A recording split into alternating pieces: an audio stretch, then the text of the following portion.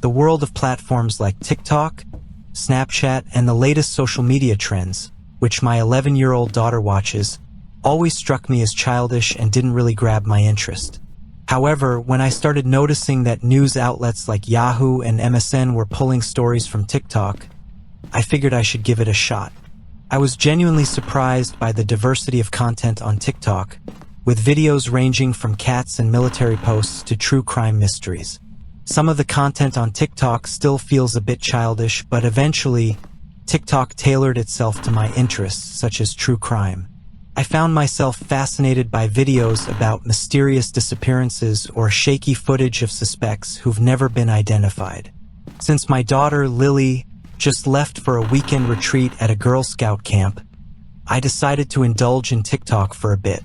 The old Girl Scout leader, Jessica, had to step down after being diagnosed with cancer, but fortunately, another mom volunteered to take over, with my ex-wife, Sarah, still trying to figure herself out.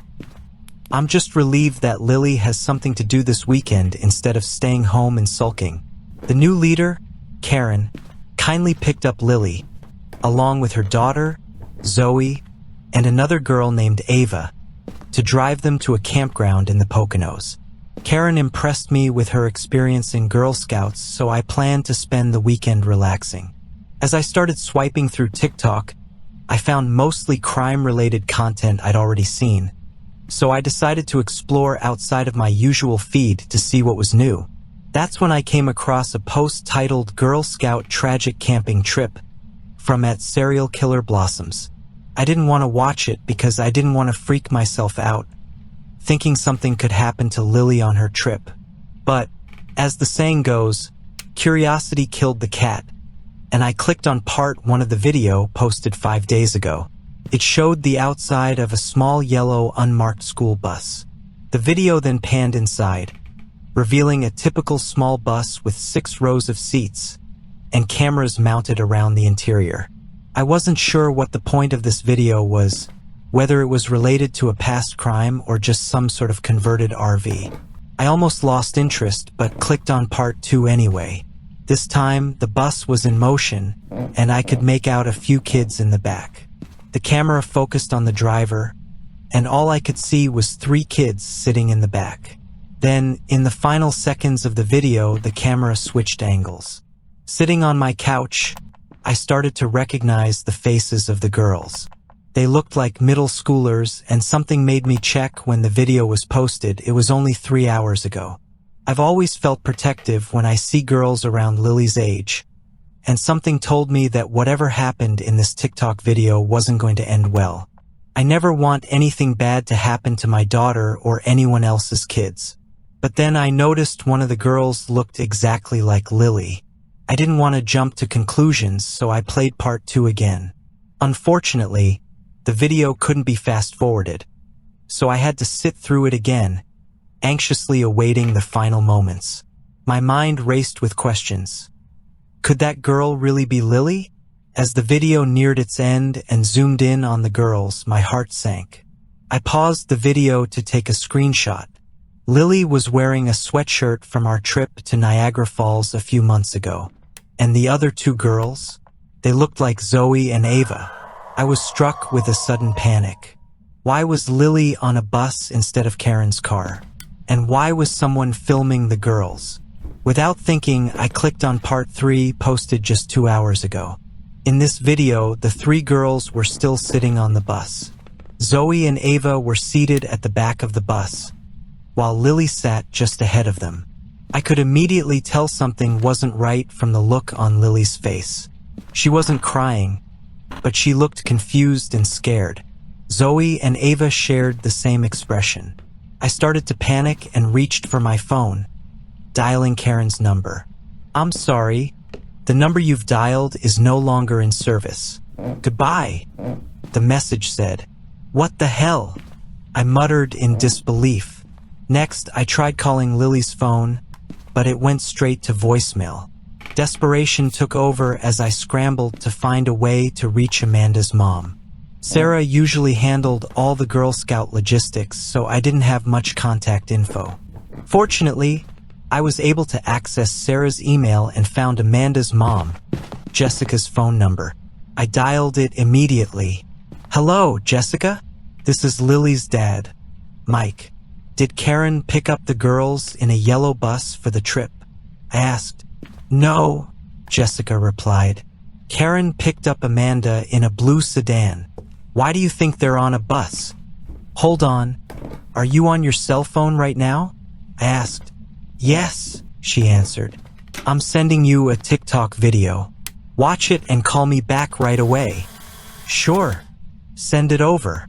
As I sent the video, I didn't know what to do next, but I knew calling 911 was inevitable. A few minutes later, my phone rang. It was Jessica. "Mike, what's going on? Why is someone filming our daughters?" she asked, sounding frantic. "I have no idea, but I don't feel good about this," I said, my voice tight with panic. "Did you try calling Karen?" she asked. "Karen? She's not my sister. She's Zoe's mom," I said, frustrated. "Mike, she told me she's your sister when I met her before the trip," Jessica replied. "Oh my God, that woman isn't Zoe's mom." Jessica's voice was now full of disbelief. "Who is this woman? I don't know her. Sarah used to deal with all the Girl Scout stuff, so I'm not familiar with any of the other parents," I said, my voice shaking. "Okay, we need to figure out what's going on," Jessica said. "Definitely. I'm calling the cops," I said. After a few seconds, I dialed 911. "911, what's your emergency?" the operator asked. "My daughter went on a Girl Scout camping trip with 2 other girls, and a woman named Karen who's been lying about who she is," I said.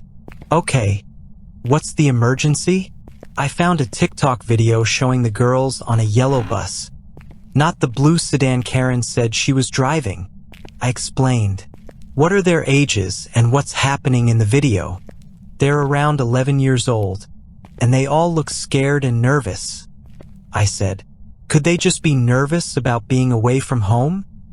the operator asked. "I'm not sure, but Karen lied to me, and I'm sure something's wrong. I need someone here now," I shouted, getting more frantic. "Sir, we're really busy tonight. We'll send someone over as soon as we can, but it might take a while." "Wait, what? Why?" I demanded. "You haven't said anything that indicates harm is involved, so we're prioritizing other calls," the operator explained. "That's bullshit. My daughter's on that bus, and I'm sure she's been kidnapped. You need to send someone now," I yelled. The operator paused, then said, "I'll send an officer to your house, sir. Please stay calm." I hung up, my heart racing. I watched part 4, hoping for some sign of hope, but the girls were still on the bus, staring straight ahead, completely silent. They looked like soldiers heading into battle, petrified but powerless. I checked my phone to see that part 5 had just been posted. I had to watch it. I clicked on it, and the video began in the darkness of night. The camera panned over a thick forest before it finally landed on a makeshift campsite with a small fire. I could barely breathe as the camera focused on a tiny 2-person tent. Then, with heavy footsteps, the camera approached the tent. Every inch of me screamed in terror as I waited for what was inside. When the tent opened, I sighed with relief at first, until I saw the girls inside. Lily, Zoe, and Ava were sitting up, looking utterly terrified. Lily's eyes were wide and glazed over, like she had seen something horrifying. The fear on their faces was unmistakable. I wanted to scream, "Don't hurt my daughter, you psychopath," but the video ended before I could.